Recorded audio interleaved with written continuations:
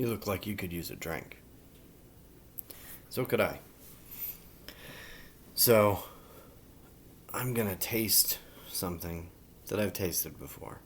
Um, I tasted this over the summer. Actually, this was a gift. It was given to me and my wife. We had a vow renewal back in July, and this was given to us. And of course, like I usually do, I shared it with some of the people on my staff and people that I felt worthy. So what I want to do is another peer review. So I shared this with my friend Joe, and he didn't. I don't know if he actually wrote an actual review. He didn't give me notes on it or anything. I'm gonna kind of go a little bit off memory from things that he said while we were tasting it. But I think I can remember most of it. If not, I'm sure he'll correct me later. So, this is Garrison Brothers Small Batch Texas Straight Bourbon Whiskey. 94 proof. Has more information on it, so obviously they have a little bit about their philosophy and everything, which is great. Also has cooked, distilled, barreled, and bottled by Garrison Brothers, which is awesome. My favorite side of this bottle, though, is right here. So, it tells you the variety of corn. Food grade, #1 white corn from South Texas farms. That's pretty awesome. Bottle number's always awesome. Release date, that's always cool. 3 years in oak. I love their bottle. I think it's really cool looking. I dig the whole thing. So part of the reason I'm doing this is also apparently today, or I guess yesterday now, was Texas Day. So I figured I'd do something from Texas. Now, some of this, like I said, is going to be by memory of what he said. Luckily, it wasn't that long ago, just a couple days actually. But I'm going to also do some of my tasting notes because I don't have as many from him as I did on the previous video. So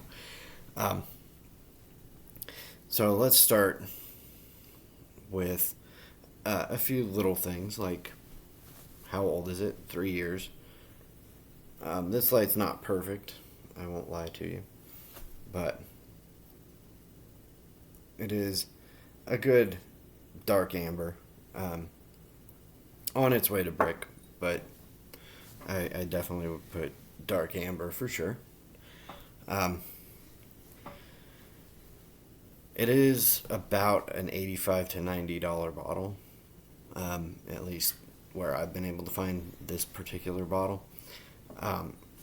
So that'll be taken into account a little bit. As far as smell goes, their tasting notes actually refer to the smell of not horse leather, but saddle leather, which I'll admit isn't something I'm enormously familiar with, at least not in my adult life. But I have smelled quite a few pieces of leather, and for me, the leather that I get from this is pretty subtle, but it's a lot more like a baseball glove. That's something I have a lot more experience with, so I'm going to go with that. I also get some apple. I get hay. I do get hay. And that is something I've been around a lot. So I do get hay. Of course, I pick up the smoke from the barrel, and a little bit of cinnamon, very little. Of course, this is my perspective, and I will admit that I use cinnamon fairly heavily in my cooking. So when I say light cinnamon, that's for me. For you, it might be a hefty amount of cinnamon. But for me, it's just a hint of cinnamon.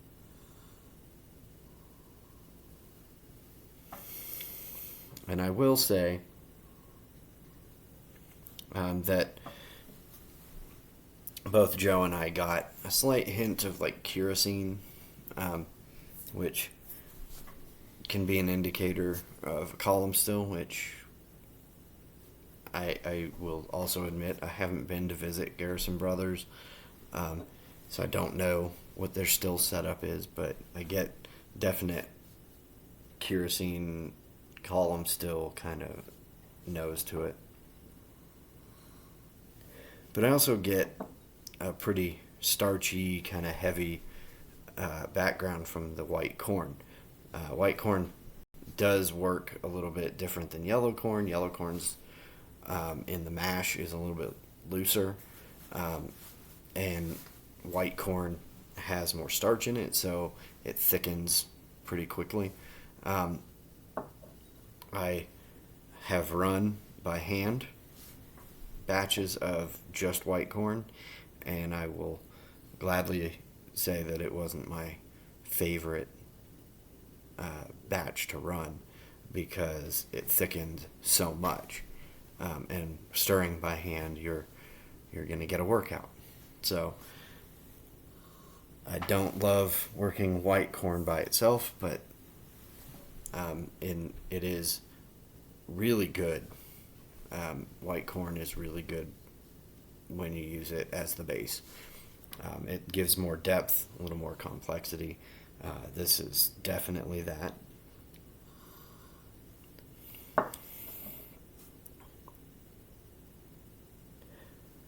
But I do still get that burn that column stills tend to give off, so I'm still going to stick with column still. If I'm wrong, I'll let you guys know later. Or if Garrison Brothers lets me know, that's cool too.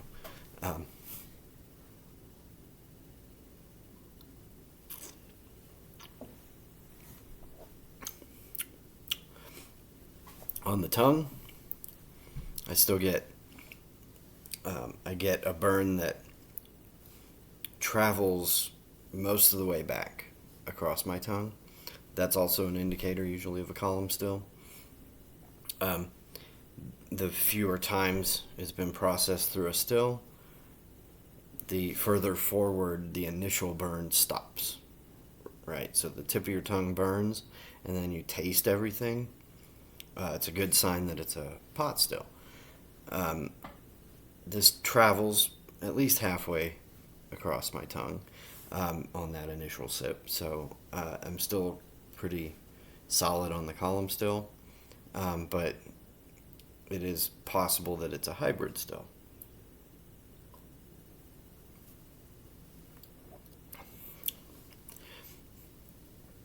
I don't get much acetone or methanol, so I'm fairly confident in the hybrid still theory as well, because more opportunity to take out the heads, which contain the acetone and the methanol.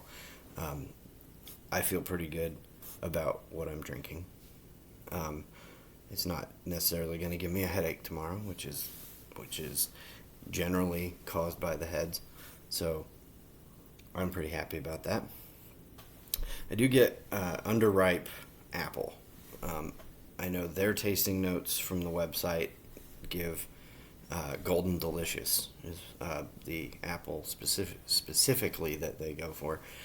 I would still say underripe, but I wouldn't put it on Golden Delicious myself. But every palate's different, so I'm not going to taste exactly what anybody else tastes. Those are good guidelines to look at, but everybody has a different taste. So you're going to pick up things that other people don't pick up. The same thing applies to beer and wine and mead and everything else.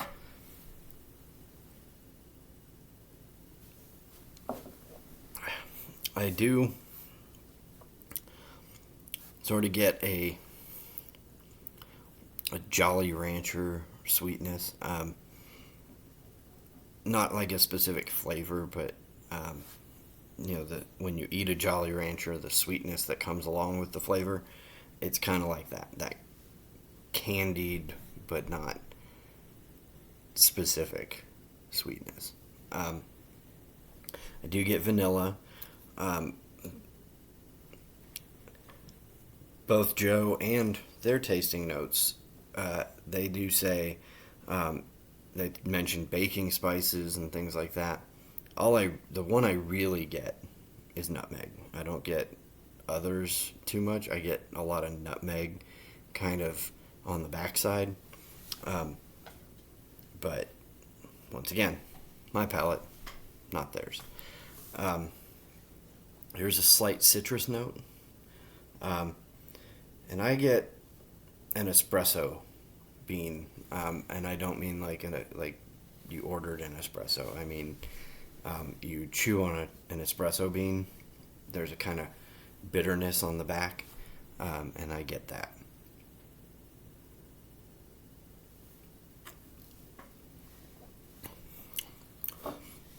I do taste the honeysuckle that they mention on their website tasting notes as well. The corn is there. I taste the corn, but it's not strong. There's other elements that come through a little bit more, which isn't a bad thing.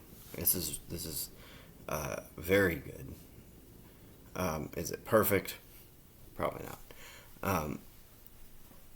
But it is really good, and it is pretty popular. So, I'm not gonna bug these guys too much about the little nitpicky things that I came up with. Joe's big problem was he felt it was kind of harsh on the backside, but it is 94 proof, so I'm not gonna knock that too much. But he also kind of thought it was on the front side a little sweet, and it is, but I think it's sweet in a good way. I don't dislike it at all. So I think if I was scoring this like I'm going to pretty much in every video, scale of 1 to 10, I think I'd put this at a 7. I will also warn everybody, as a teacher, and in general, nothing is perfect in my world, so none of my students get hundreds.